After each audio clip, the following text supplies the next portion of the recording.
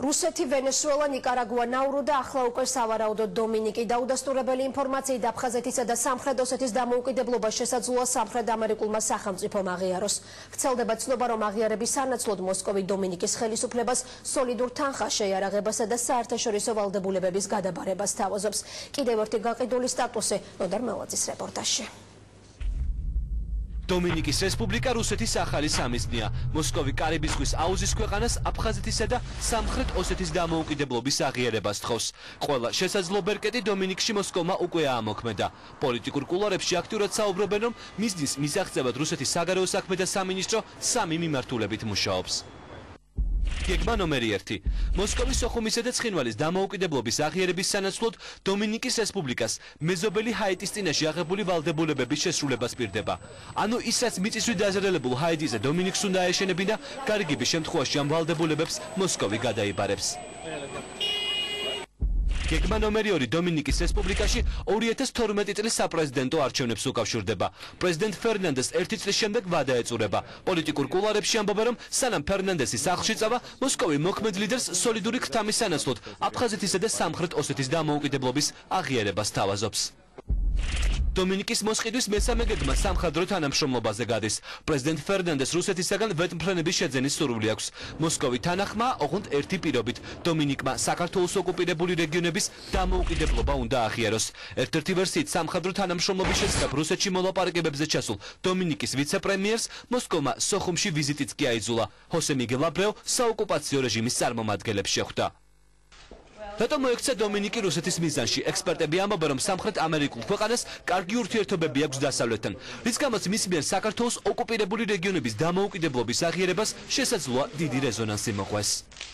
რუსეთის პრესტიჟისთვის მნიშვნელოვანია, რომ კიდევ ვიღაცამ აღიაროს აფხაზეთის და სამხრეთ ოსეთის დამოუკიდებლობა, ჯერჯერობით მას დიდი წარმატებებისთვის არ მიუღწევია. გასაგებია, რომ არც ერთ ქვეყანას პოლიტიკურად ხელს არ აძლევს ამის გაკეთება, ერთადერთი რუსეთის იარაღია საკმაოდ სერიოზული თანხების გაღება ამისთვის.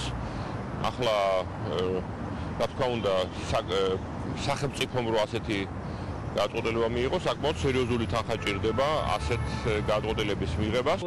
ქრონიკის ინფორმაციით რუსეთის მიერ დომინიკთან დაწყებული კონსპირაციული მოლაპარაკებების შესახებ ინფორმაცია უკვე აქვთ ვაშინგტონსა და პარიზში. საფრანგეთი, რომელმაც აფრიკის რამდენიმე სახელმწიფოს მიერ საქართველოს ოკუპირებული რეგიონების აღიარების პროცესი შეაჩერა, ახლა დომინიკთან მოლაპარაკებებისათვის ემზადება. ვრცელდება ინფორმაცია, რომ პრეზიდენტ ფერნანდესთან საუბარს საფრანგეთის საგარეო საქმეთა მინისტრი აპირებს. ნიკოლა სარკოზი კი დომინიკის პირველ პირს წერილს გაუგზავნის. დამოუკიდებელი ექსპერტები ამბობენ, რომ თუ დომინიკი რუსეთთან გარიგებას დათანხმდება, მაშინ რამდენიმე მილიონის სანაცვლოდ საკუთარ საერთაშორისო იმიჯსაც კითხვის ნიშნის ქვეშ დააყენებს. დომინიკის რესპუბლიკის ფლად ნაურუ არ არის და მისი მოსყიდვა უფრო ძვირი სიამოვნება იქნება, მაგრამ ამაზე უფრო მნიშვნელოვანი არის ის ფაქტი, რომ ეს ქვეყანა მდებარეობს ესე ვთქვათ ამერიკის სამეზობლოში და გავსი რაღაცა რომ მოხდეს ზეწოლა ან მოსყიდვა დომინიკის რესპუბლიკის არის პირდაპირ გამოწვევა ამერიკის რუსეთის მხრიდან. და ამიტომ ეს მიღწევა იქნება საკმაოდ რთული. ერთ-ერთი ვერსიით საფრანგეთის გარდა რუსეთისა და დომინიკის საიდუმლო მოლაპარაკებებით ვაშინგტონიც დაინტერესდა. საუბარია ამ კორუფციულ სქემაზე, რომელმაც შესაძლოა დომინიკის ხელისუფლებას აფხაზეთისა და სამხრეთ ოსეთის დამოუკიდებლობის აღიარება გადააწყვეტინოს. დღემდე პრესა დომინიკის რესპუბლიკაში რუსი ოლიგარქების ინტერესებზე და ოფშერებში მათ საბანკო ანგარიშებზე წერდა. ამბობენ, რომ ფეშენებელური კურორტები რუს მილიარდელებს ყველაზე მეტად ხიბლავთ. საქართველოს ოკუპირებული რეგიონების დამოუკიდებლობა რუსეთმა 2008 წლის აგვისტოში აღიარა. ამის შემდეგ მოსკოვმა რამდენიმე ქვეყნის მოსყიდვა მოახერხა: ნიკარაგუა, ვენესუელა და ნაურუ. სუვერენიტეტით ვაჭრობა რუსეთს 3 მილიარდამდე დაუჯდა, თუმცა სასურველი შედეგი მაინც ვერ მიიღო. დასავლური სამყაროს არაღიარების პოლიტიკა რუსულ მილიონებზე უფრო ძლიერი აღმოჩნდა.